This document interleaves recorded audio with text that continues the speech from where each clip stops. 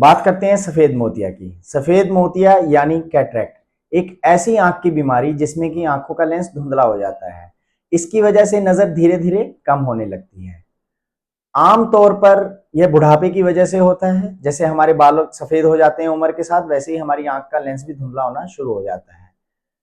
दूसरे कारण में जैसे कि आंख में कभी कोई चोट लगी हो, शुगर की वजह से, जिन लोगों का ज्यादातर धूप वगैरह में काम रहता है यूवी एक्सपोजर की वजह से, या फिर कभी कोई स्ट्रॉन्ग मेडिसिन चली हो जैसे कि स्टीरॉयड वगैरह, और कई बार ये खानदानी किसी की आंखों की बीमारी रही हो तो उसमें भी देखा जाता है।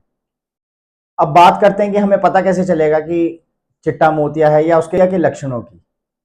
इसमें दूर और नजदीक का धुंधला दिखाई देता है, ज्यादा तेज रोशनी में काम करने में परेशानी आती है, रात में ड्राइविंग करने में दिक्कत आती है, डबल विजन रहता है, चश्मे का नंबर बार बार बदलता है।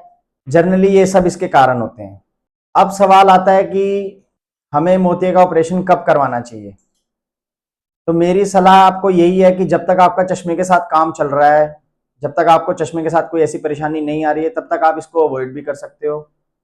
और जब आपको लगे कि चश्मे के साथ भी आपको उस तरह की निगाह नहीं आपको दिख रहा, या फिर आपको बहुत दिक्कतें आ रही, ड्राइविंग में प्रॉब्लम आ रही है, या रोज के आपके कामों में आपको दिक्कत आ रही है, तो आप चेक करवा के, अगर चिट्टा मोतिया डायग्नोज होता है, सफेद मोतिया डायग्नोज होता है, तो आप उसका इलाज भी करवा सकते हैं। ध्यान रहे, सफेद मोतिया का इलाज सिर्फ और सिर्फ लेंस इम्प्लांट के द्वारा ही किया जा सकता है।